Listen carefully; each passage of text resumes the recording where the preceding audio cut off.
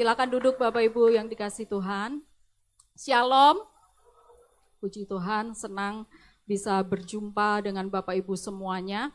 Dan saat siang hari ini saya rindu untuk membagikan tentang makna kebangkitan Yesus. Saya pikir kita masih dalam rangka minggu lalu ya, kita memperingati hari Jumat Agung, kemudian kita memperingati Paskah, yaitu kematian dan kebangkitan Yesus. Dan di hari ini saya rindu untuk membagikan tentang makna kebangkitan dari Tuhan Yesus.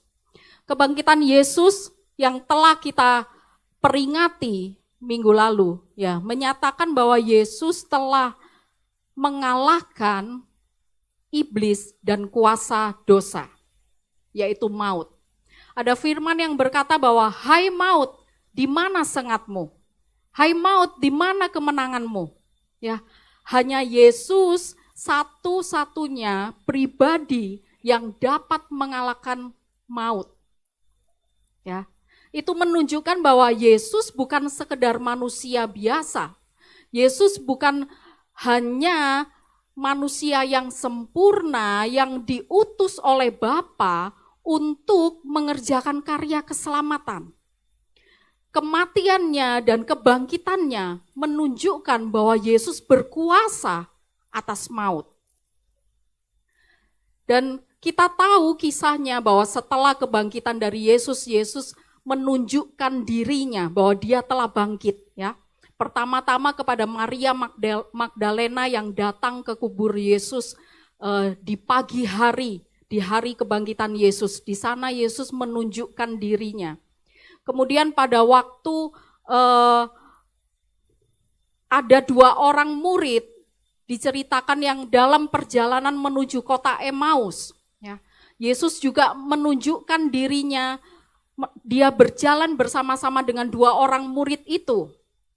Yang kemudian pada waktu makan Yesus memecahkan roti, dan mereka sadar bahwa itu adalah Yesus. Ternyata yang menemani mereka sepanjang perjalanan adalah Yesus. Dan kemudian diceritakan lagi bagaimana Yesus menampakkan diri kepada murid-murid. Bahkan kita tahu kisahnya, Yesus juga menampakkan diri kepada Thomas. Yang pertamanya dia tidak percaya kalau dia tidak mencucukkan jarinya ke lubang bekas paku Yesus. Ya, di tangan Yesus dan juga di lambung Yesus. Nah, Bapak Ibu yang dikasihi Tuhan, Yesus membuktikan bahwa dia hidup. Kita bisa membaca di dalam Kisah Para Rasul, ayat yang pertama di situ nanti Bapak Ibu bisa membaca bahwa dengan banyak tanda, Yesus membuktikan bahwa dia hidup. Kita bukan menyembah Allah yang mati, ya, tetapi kita menyembah Allah yang mati dan bangkit dan dia hidup. Amin. Karena itu saat pagi hari ini kita mau belajar apa makna kebangkitan Yesus berdasarkan dari Yohanes pasal 21. Kenapa saya mengambil Yohanes pasal yang ke-21? Karena rentang waktunya mungkin sama seperti kita saat ini Bapak Ibu. Ya, di minggu lalu kita memperingati kebangkitan Yesus. Dan kemudian selang beberapa waktu masuk ke dalam kisah di dalam Yohanes pasal 21 ini. Sama seperti kita, ya. Ada beberapa rentang waktu dan saya rindu kita membaca di dalam ayat yang ketiga sampai ayat yang ke-6. Boleh kita baca bersama-sama Bapak Ibu? Yohanes pasal 21 ayat yang ketiga sampai ke-6. 1, 2, 3. Kata Simon Petrus kepada mereka, aku pergi menangkap ikan. Kata mereka kepadanya, kami pergi juga dengan engkau. Mereka berangkat, tetapi malam itu mereka tidak menangkap apa-apa. Ketika hari mulai siang, Yesus berdiri di pantai, akan tetapi murid-murid itu tidak tahu bahwa itu adalah Yesus.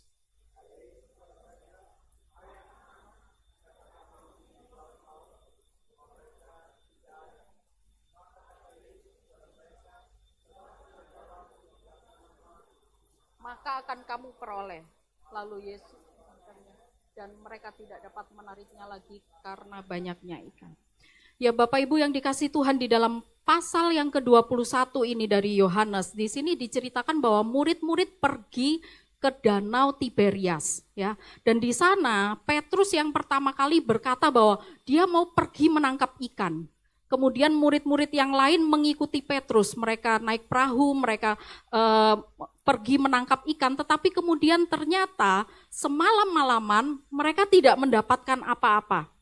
Nah, apa yang mau kita pelajari dari kisah ini adalah, yang pertama ada kesempatan baru. Bapak Ibu, murid-murid ternyata kembali kepada kehidupan lama mereka. Sekalipun selama 3,5 tahun pelayanan Yesus, murid-murid bersama-sama dengan Yesus, mereka pergi kemana Yesus ada, ya. Mereka melihat sendiri bagaimana Yesus melakukan setiap mujizat-mujizatnya.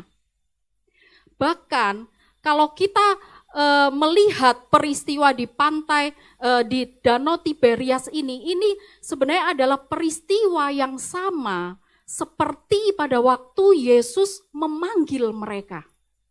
Ya. Pada waktu itu Yesus datang kepada Petrus dan saudaranya Andreas, begitu juga dengan Yohanes dan Yakobus. Dan sama peristiwanya, mereka semalam-malaman tidak mendapat ikan. Tapi kemudian Yesus berkata, mari kita pergi ke tempat yang lebih dalam dan tebarkan jalamu di sana. Kemudian mereka mendapatkan begitu banyak ikan sampai dikatakan jalam mereka mulai koyak. Dan pada saat itulah Yesus berkata, mari ikutlah aku, kamu akan kujadikan penjala manusia. Yesus sudah memanggil murid-muridnya, bukan lagi menjadi penjala ikan, tetapi penjala manusia. Ada tugas yang baru yang telah diberikan oleh Yesus. Tetapi di Yohanes pasal 21, mereka kembali menangkap ikan. Mereka kembali kepada pekerjaan lama mereka. Mereka kembali kepada kehidupan lama mereka.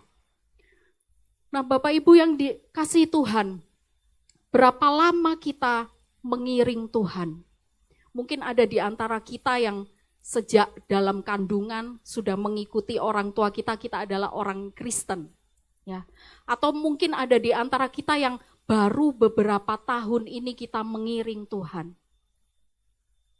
Tapi dalam pengiringan kita kepada Tuhan, mungkin ada waktunya tanpa kita sadari, ternyata kita sudah kembali kepada dosa lama kita. Ya. Kita kembali kepada kehidupan lama kita. Sekalipun Tuhan sudah berkali-kali menolong kita, Tuhan sudah memanggil kita, tetapi kita masih kembali kepada kehidupan lama kita. Kita kembali kepada dosa lama kita. Kita kembali kepada zona nyaman.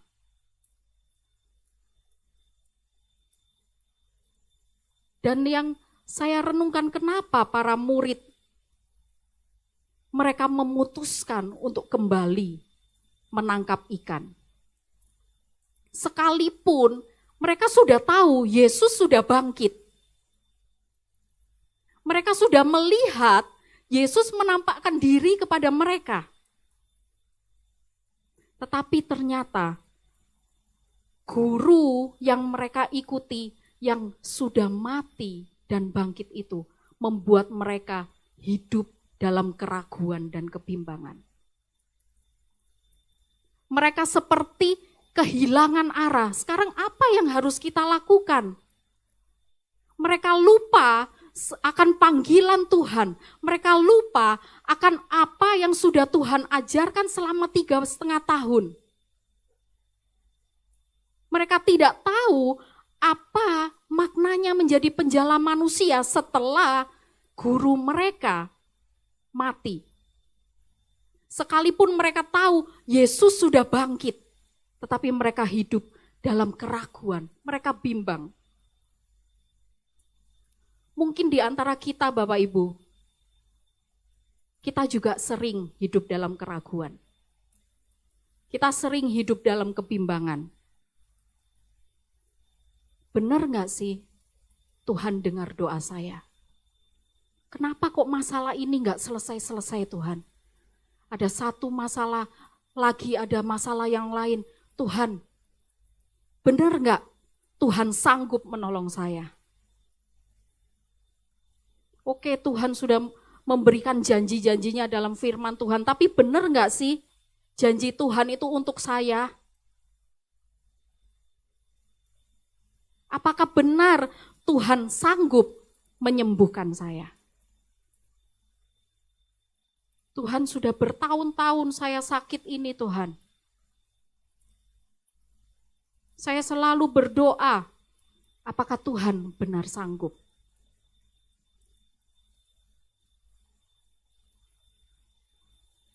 Dan kita juga seringkali hidup dalam rasa bersalah, Bapak Ibu. Ya, kita hidup dalam kegagalan kita. Petrus, pada waktu Yesus bangkit, dan kemudian Maria Magdalena yang melihat Yesus, datang kepada Petrus dan murid-murid dan berkata, aku sudah melihat Tuhan. Petrus adalah murid yang pertama kali dia langsung lari menuju ke kubur Yesus untuk melihat apakah benar Yesus sudah bangkit. Dan kalau Bapak Ibu juga membaca di ayat-ayat berikutnya dari Yohanes pasal 21 ini, pada waktu mereka sudah mendapatkan ikan yang banyak, kemudian Yohanes berkata, itu Yesus. Ya, sebelumnya mereka nggak sadar bahwa yang ada di pantai itu adalah Yesus. Tetapi waktu mereka mendapatkan ikan yang banyak, Yohanes langsung sadar itu Yesus. Dan reaksi Petrus adalah, Petrus langsung terjun ke pantai, ke air, ya, dan dia cepat-cepat berenang untuk menemui Yesus. Bapak Ibu, kalau kita melihat sikap dari Petrus, kenapa Petrus selalu yang pertama, ya, begitu mendengar kabar kebangkitan Yesus, dia yang pertama lari ke kubur Yesus. Saat di pantai ini juga di Danau Tiberias, dia yang pertama lompat ke air. Karena ternyata Petrus hidup dalam rasa bersalahnya. Kita tahu bagaimana Petrus sudah menyangkal Yesus. Sekalipun Petrus sudah berjanji kepada Yesus, Tuhan, Guru, sekalipun semua orang meninggalkan Engkau, aku tidak akan meninggalkan Engkau. Aku tidak akan menyangkal Engkau. Tetapi di malam waktu Yesus ditangkap, ternyata Petrus menyangkal Yesus. Dan diceritakan kalau Bapak Ibu membaca bagaimana waktu Yesus melihat kepada Petrus di malam dia menyangkal. Petrus merasa sedih. Rasa bersalah, rasa gagal yang terus menghantui Petrus. Mungkin ada di antara kita juga Bapak Ibu, ya, kita merasa gagal sebagai suami. Mungkin kita berpikir saya bukan suami yang baik, saya bukan suami yang bertanggung jawab. Kita mungkin merasa gagal sebagai istri, kita merasa gagal sebagai orang tua. Tapi percayalah bahwa apa yang dikerjakan oleh kebangkitan Yesus adalah Yesus memberikan kesempatan baru. Ya. Yesus yang pertama kali datang kepada murid-muridnya, bukan murid-murid yang mencari Yesus, bukan murid-murid yang datang kepada Yesus, tetapi Yesus yang datang kepada mereka. Untuk apa? Bukan untuk menghakimi, ya, bukan untuk menghukum. Kenapa kalian kembali menjala ikan? Bukankah sudah aku katakan kalian menjadi penjala manusia?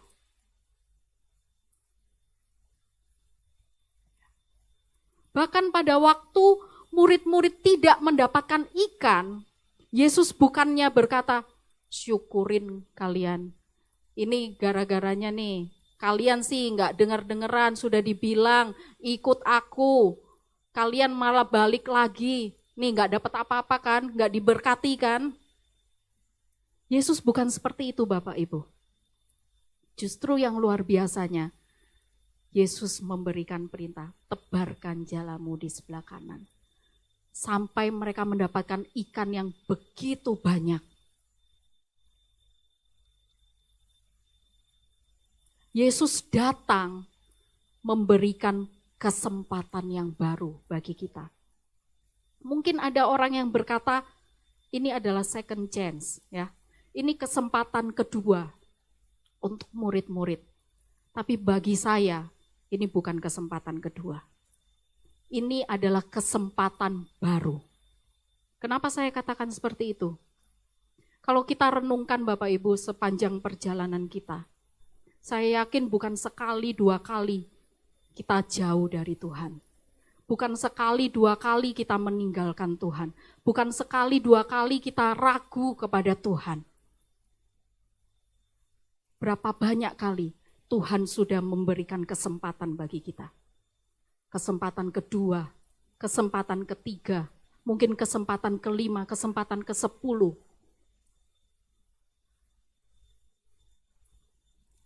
Yang Tuhan berikan adalah kesempatan baru untuk kita. Amin. Dan kalau kita mau meresponi Yesus yang datang kepada kita pagi hari ini Bapak Ibu. Ya. Apa yang menjadi kebimbangan kita? Mungkin kita masih terikat dengan kehidupan lama kita. Kita masih terikat dengan dosa lama kita. Ya. Apakah ada rasa bersalah, ada kegagalan yang membayangi, yang menghantui kehidupan kita sehingga kita tidak bisa maju? Percayalah bahwa Tuhan memberikan kesempatan baru bagi kita. Responi kesempatan itu. Firman Tuhan berkata, jika masih ada hari ini, jangan keraskan hatimu. Ingat bahwa Tuhan memberikan kepada kita kesempatan yang baru. Tetapi kesempatan itu tidak selalu ada. Kita tidak tahu kapan waktunya Tuhan akan memanggil kita. Kita tidak tahu kapan waktunya Tuhan akan datang.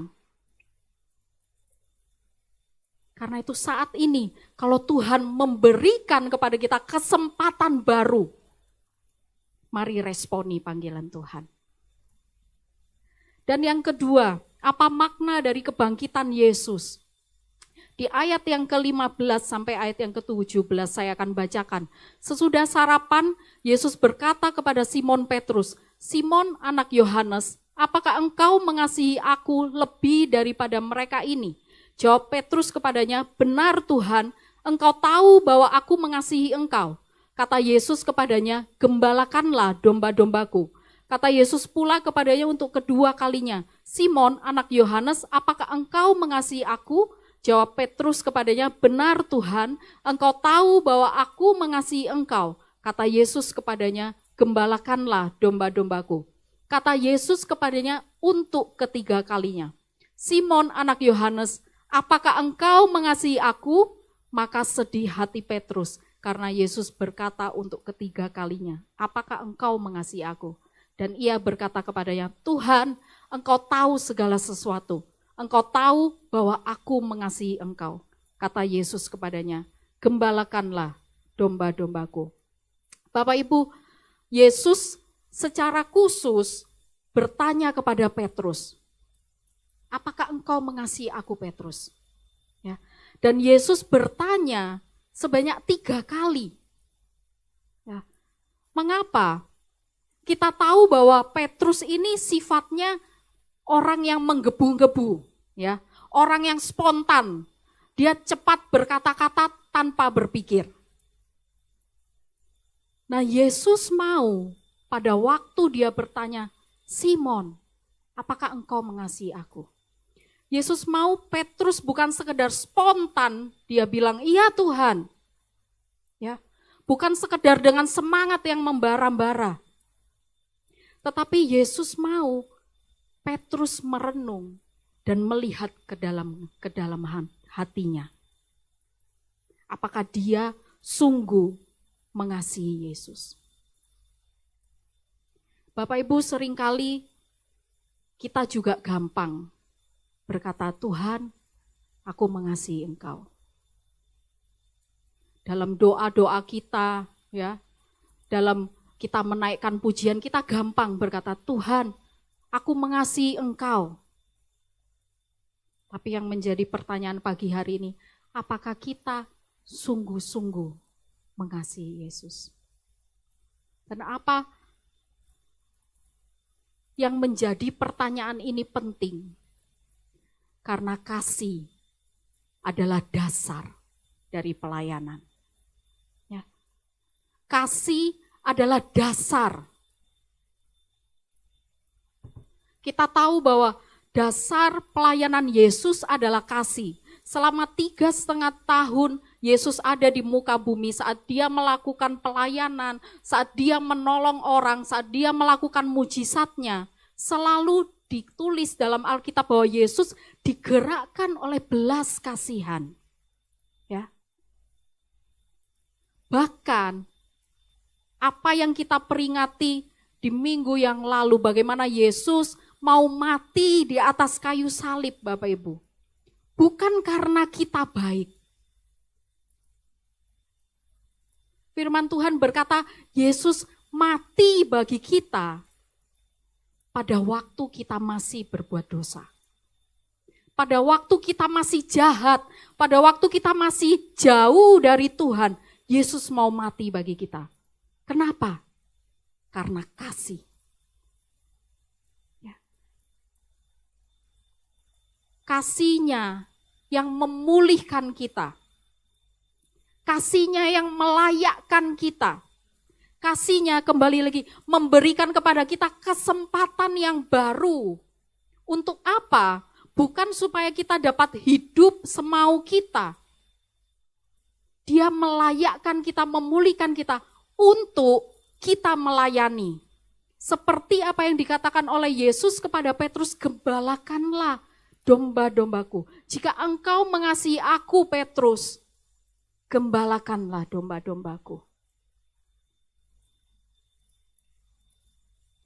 Yesus kembali memberikan panggilannya kepada Petrus. Waktu Yesus berkata, engkau akan menjadi penjala manusia. Tapi kemudian murid-murid kembali kepada kehidupan lama mereka. Maka Yesus berkata, gembalakanlah domba-dombaku. Ingat panggilan Tuhan. Ya.